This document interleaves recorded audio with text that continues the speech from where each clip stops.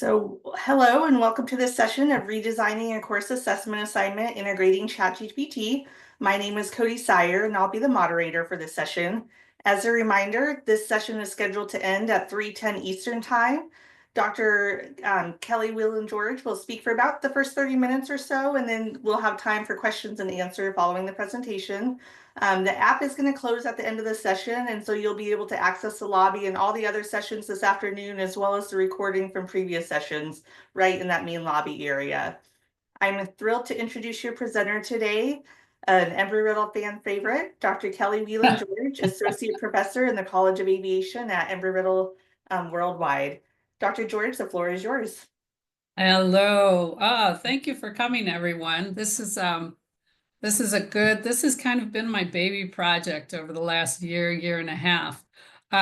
So what I was doing, is AI kind of exploded onto the world when ChatGPT came out. I spent pretty much all of December, I think it was last year, just plunking through different of our courses and putting an assignment into ChatGPT, seeing what it would spit out. And then I would send it to a program chair or someone and say, what do you think of this assignment? What do you think of this, these grades, just to see what it was capable of. And clearly, we've all talked about the slippery slope of plagiarism. So I tried to flip that. I thought for a while and tried to flip that of how can we teach students to use it as a skill?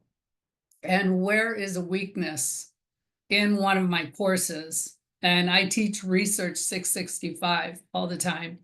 Where is there a weakness in one of my courses where I might be able to redesign something using and incorporating ChatGPT, the use of ChatGPT by the student in the course to improve learning outcomes? So that's how I kind of got to this. And then last, I guess, year and a half, I was able to redesign. I'm sorry, I'm flipping through this. My fingers got a little too quick. So that's what led me to this project, this research. Now, last year at the first DAI, I reported, I presented my results of the experiment after just one course. So I had a data set of one. And anyone who's ever taken statistics knows that a data set of one is not very good. So I said, okay, this is promising. So let's keep going and see what happens after so many courses and see where we can get, and to see if ChatGPT actually creates a better learning environment, better learning activity for the students in this course. So the experiment was I took the problematic assignment in my course. I wanted to enhance the assignment. I wanted student engagement. I didn't want what I call drive-by assignments, where students can just throw something out there with minimal work and say, great, I did everything I needed to do for module 3, and move on and just kind of brain dump it. So, and I wanted the students to use ChatGPT in a knowledge learning activity. So where they're looking for knowledge, they're asking questions, they're kind of going back and forth with ChatGPT to create the end result. I didn't want it to just be, write a paragraph. So that's where I came up. Now, the assignment that I used is in Research 665. This is a graduate level statistics class, quantitative statistics. At the end of the class, the students have to submit a research paper where they had to concept it from the very beginning to the end. So they had to come up with the idea, the research question, the hypothesis, the methodology they were going to use to test this hypothesis. They had to gather the data. perform the statistical analysis, and then come up with the conclusions and present the conclusions. So they had to go all through from beginning to end. So I lead them through this all through 9 weeks. But by module 3 is when I say, okay, come up with a research question. And they have to post it in the discussion board. And the reason I have it is posted in the discussion board is people can then chime in. There's data here. We have experience here. I can chime in and say, great, pilot fatigue on safety. How are you? Great question. Like, let's not dispel that rumor. It's a great research topic, but how are you going to test it? What's your hypothesis? What measures pilot fatigue? What measures safety? You know, you have to kind of, what I tell the students is scope it down. You have to get it into something manageable, and definitely something manageable for a 9-week class. Excuse me. So I want to get them to do a project from beginning to end. So it has to be a really nice small sliver of a project. And that gives the students a good idea of what the whole process is from beginning to end. So they're not, I tell them, don't try and solve world peace, but we want to, get a sliver of that. So this was the old assignment there. This assignment is really a critical assignment because it really sets the stage for the students. And it sets the stage for the rest of the class's students. And this was why I called it a problem assignment, or kind of like an obstacle in this course, is students before would go in, they would post something. I've got some examples up here. They just kind of swag a paragraph, pilot fatigue and safety, and then say, okay, well, I don't have to worry about my paper until module 7 or 8. And then by module 7 or 8, they kind of all panic. And then they panic because it's not doable, because it wasn't a good research question. It wasn't scoped. They have no idea where to find data, or they didn't really think about it. And now they have to produce it within the next week and a half. So sheer panic. And I think the products reflected that. It didn't really engage the students, because if a student is kind of posting, just a drive-by posting, other students aren't very engaged. So that's why I picked this assignment. There were lots of reasons why I picked this assignment. The assignment impact, obviously, if you don't learn how to add and subtract, your ability to multiply and divide is going to be severely impacted. So same thing, same principle here. If you don't have a good research question that you can handle and have data that is easily accessible by you, by the time you get to module 8, you're not going to have a decent outcome. And that delays their engagement. So, and the scaffolding, it wasn't a one-on-one change of the assignment from the previous assignment to the redesigned assignment, because when we redesigned this course, we purposely scaffolded, I don't even know if that's a word. Oh, this is going to be on a blooper tape somewhere. We purposely made assignments build one on another. So the students weren't able to get to module 7, definitely not 8, and be like, okay, now I'm going to work on my research paper. So we purposely redesigned the middle of the class too, the flow, I guess, of the class. So data, redesign, there was a lack of depth in the student responses. Like I said, these drive-by postings, boom. The average initial posting was 250 words. That at the time, that was the indication of student engagement. If the student is writing more, they're more engaged. That's what we all thought. So we said, okay, but the initial posting was about 250 words. Here are literally some topics that I got ad nauseum. before the redesign. I am so sick of listening about bird strikes. Bird strikes in the month of the year, bird strikes and bird migration, airplane delays in season.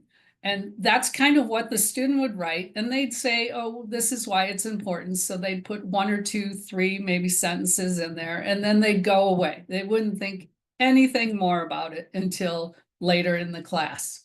There wasn't any kind of data discussion or collection of data. So they had an idea, but a lot of times their idea was not doable in 9 weeks, or had been done ad nauseum. And I know the bird strikes, bird migration, and airplane delays in season was done ad nauseum, because there's about 4,000 of those papers out on Course Hero. So we know what else was going on there. So here's what I did. I redesigned that discussion. I introduced prompt engineering. So I explained, how you can ask a question of ChatGPT and then refine it and give them more refinements until you get where you want to go.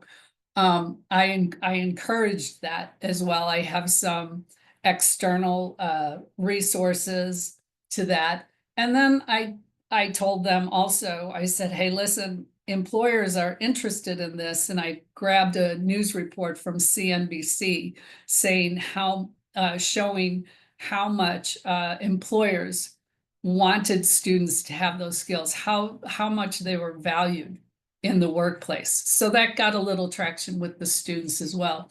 And then the one thing that I really, I thought was brilliant on my part was, but I can't take the source of it, someone in my PhD program made us do this, was I said, you have to share your output.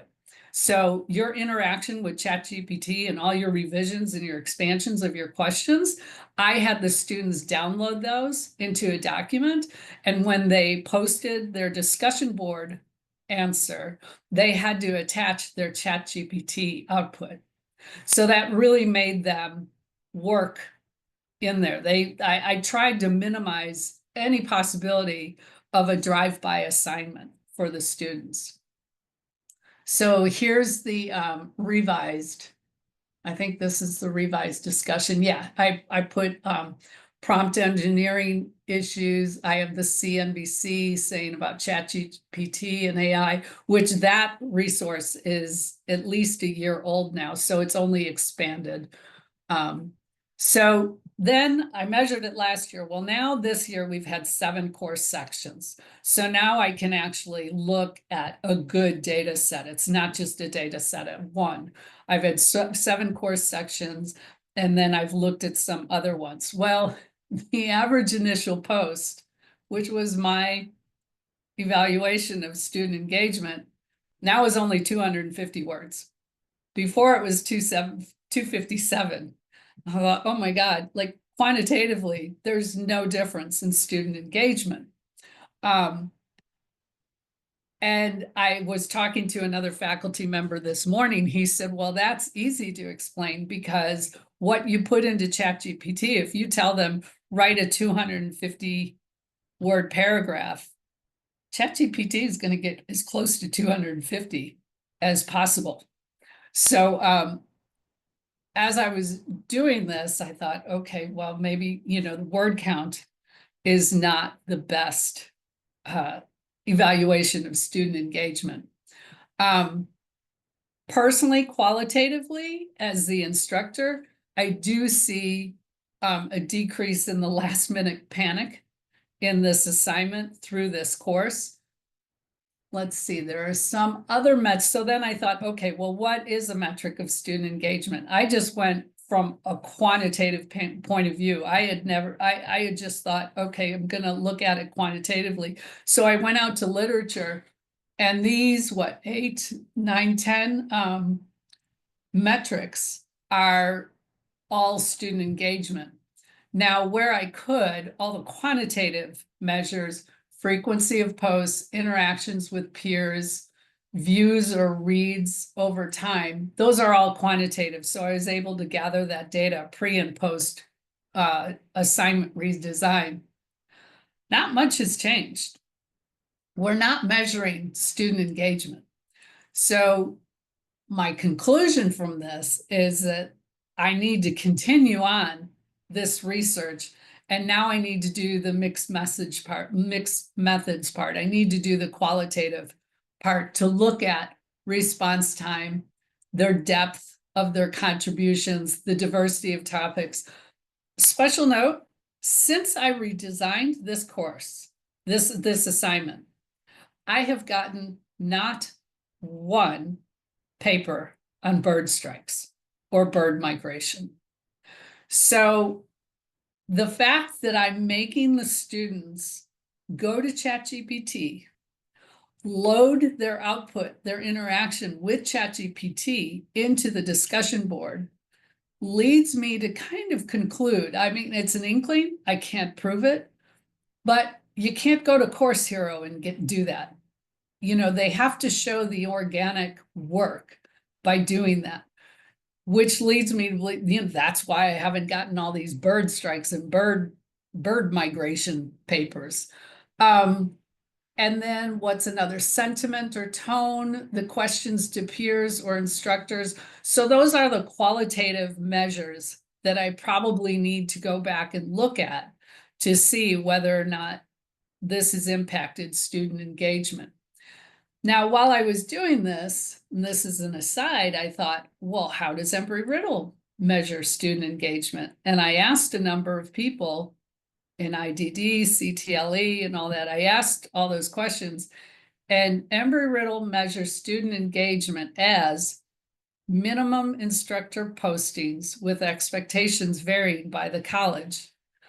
So I think that's a point of discussion internally, and we can talk later about this, you know, once we open it up, is we are measuring student engagement by instructor postings. And that's like saying, how fast did the car drive from here to the airport? Well, it's 35 miles away. Like, that doesn't match up. That's part of the answer, or that's information for part of the answer, but that's not matching up. So I thought that was really interesting, an accidental conclusion from this research. So then I asked the students, I said, okay, I told them, I said, this is a new assignment. This is a new tool. How do you like it? You know, what are your benefits? What didn't you like? You know, how was your approach? What are your final thoughts? Are you going to use it? Are you not going to use it? The students really liked it because someone else is doing some brainstorming for you. You know, hey, what's not to like about that when you're a student and you've got limited resources and time resources and you've got to get something out. But they really liked it, and they liked the iterative process of going in, asking a question, then revising it. And they kind of, it got them past that first push of having to come up with an idea. Some students said, I'm worried about over reliance on that. And then, you know, we have this slippery slope. There's some students were worried about plagiarism. Am I going to get busted for plagiarism by using this? And I said, well, you know, we had a discussion in one of our classes, and I said, I directed you to do this. I'm having you put your output from ChatGPT in the discussion board. So no, I'm not going to turn around and then say you plagiarize, but because I'm directing you to do this as a tool. A lot of them liked the iterative research process. They thought that they would use it as a supplementary tool, as a potential additional resource. I had a lot of students that had just never really used ChatGPT yet. So this was eye-opening for them. And then they were starting to use it more, you know, because I just said, hey, listen, you know, this class is over after module 9, but you can still learn. Plunk in, you know, go into ChatGPT. Whenever you think of Googling something, maybe ChatGPT it, see what else you can get out of it. And now I talk to them about Grok, and, you know, I know there's all those. I kind of, when I use it personally, I kind of stick to Grok or ChatGPT. I've done some of the other ones, Meta, depending on what I'm looking for, but those are the two. I'm usually doing a lot of economics research or thought processes. And they thought, well, yeah, it's going to continue to evolve and I probably should know something about it. So that's what the students said. And then I asked the faculty that teach this course, I said, what do you think about it? And I got mixed reviews. I got a lot of people saw the benefit. The faculty that were teaching the old course versus the faculty that are now teaching the new course, the redesign course, they see the benefit. They see where the students are starting off on their paper journey earlier, which leads to better outcomes. They're not seeing that panic. Then some of them, let's see, citations are fictitious. So he had to, that faculty had to actually, have a conversation about ChatGPT with the students about, the downfalls. Like, are some of those resources fictitious? You better check them before you include them. And then we had, of course, the worry of the slippery slope of the plagiarism, that there's going to be a fine line between what is allowed and what isn't allowed.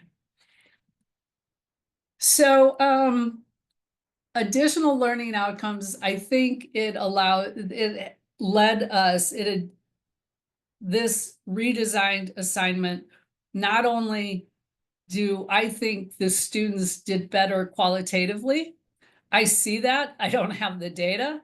I just see it as an instructor, but I probably should formalize that. But I see it as an instructor.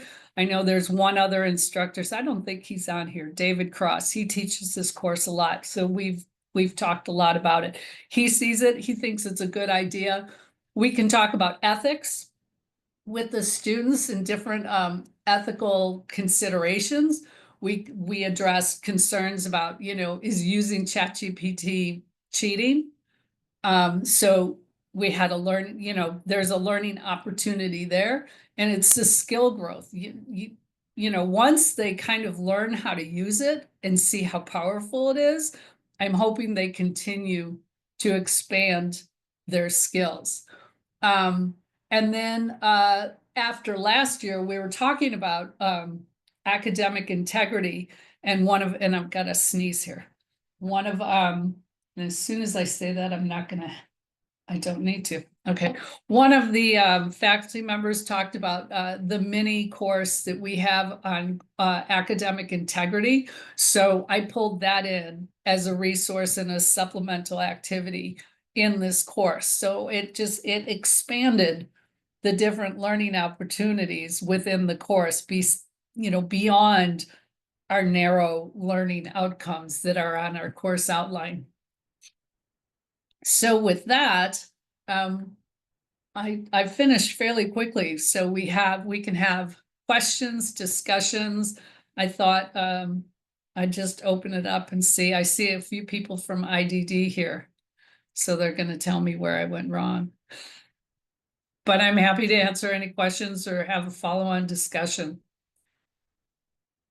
I think the result is, while people are looking to raise their hands, I think the overall result is I'm glad I redesigned it. I'm glad I did this. I feel like the students are getting a better overall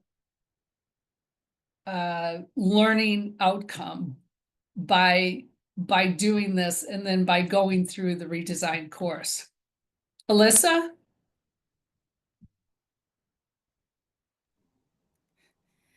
Hey, sorry, I had to wait for permission to get unmuted.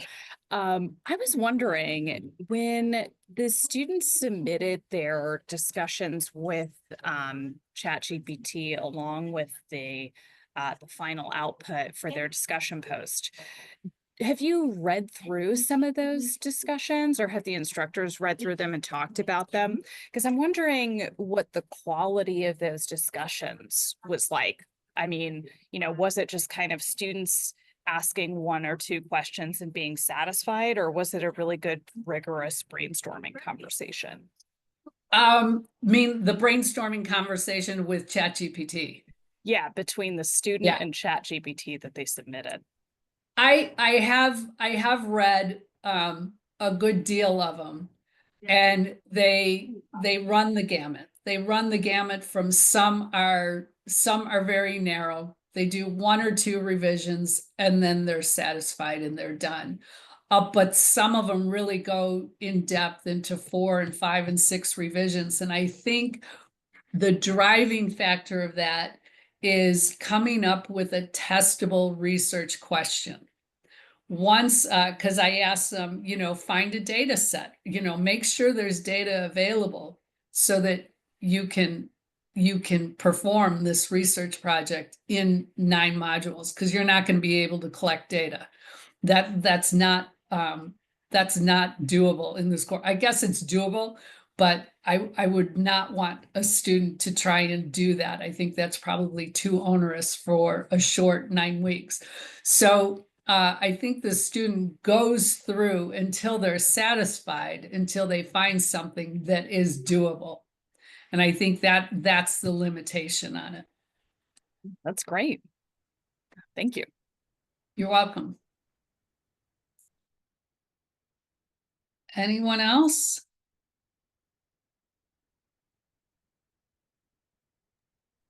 Please feel free to unmute or go ahead and put your questions in the chat. So,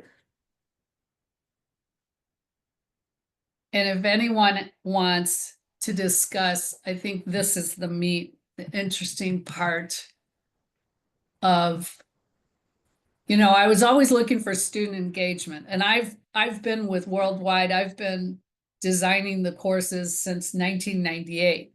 So I have seen the evolution of the courses, and where all of a sudden discussions became a very big tool in our online courses, and the reliance on the online courses, because it answered the student engagement. How do we know students are engaged in the course? And I'm going to say that's SACS probably circa 2013, 14, 15, kind of in that area where the discussion board became that primary tool of student engagement. And at the time, if you think back at the time, what we were doing for an for online courses, the residential, your traditional colleges, they were very, very skeptical that students were engaged, that they were getting a good learning opportunity, lots of qualitative things. And so this was one of our ways at Embry-Riddle that we pushed to identify the student engagement. But if there's anyone who knows that there's any other measure of student engagement that we use internally, let me know, because I asked a lot of questions, and it was odd to me that student engagement was measured by instructor postings.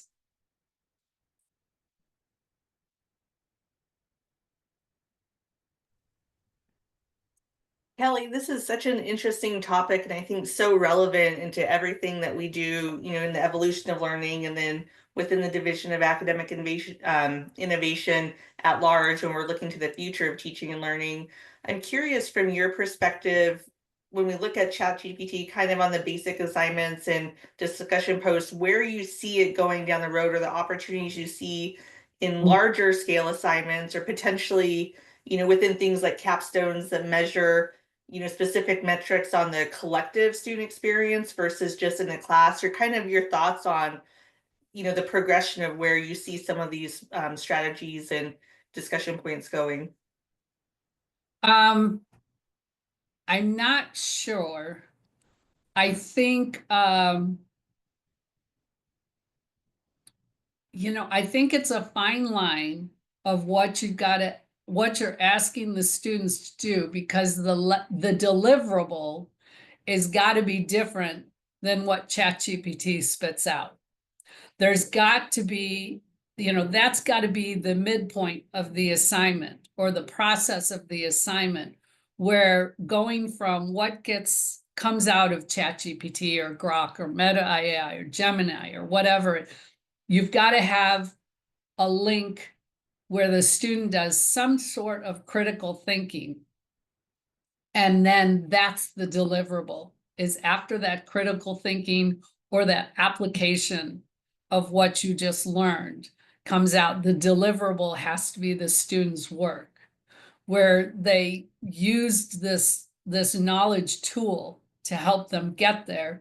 They cite it appropriately. You know, they didn't just, in my day, I got busted in 5th grade when I was doing some kind of a report. And I thought, well, I'm just going to go to the library and copy what was in the encyclopedia.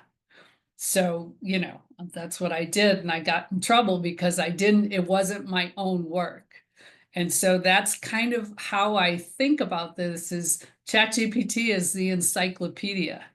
So then you have to translate it into your own work. In other courses, I think, you know, any assignment might be able to incorporate it into the assignment. And I think then a lot of the learning, it's kind of the learning by, Randy Pausch does it. It's the learning by accident. You know, while you're doing this, you're also learning how to use ChatGPT. You're also learning how to make better prompts, how to ask better questions, how to go down different rabbit holes and things like that. And that's, you know, learning that skill is what is going to push you into the future. And so that's learning by accident. I forgot what Randy Pausch, I forgot what he calls it, learning by, head fake. He calls it a head fake. Like I'm asking you to do this to learn this, but you really learn all these other things at the same time.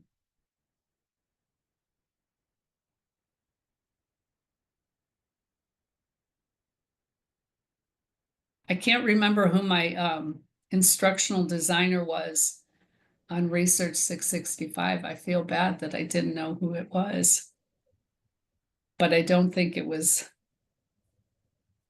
Janessa or Alyssa. Are there any other questions from the audience?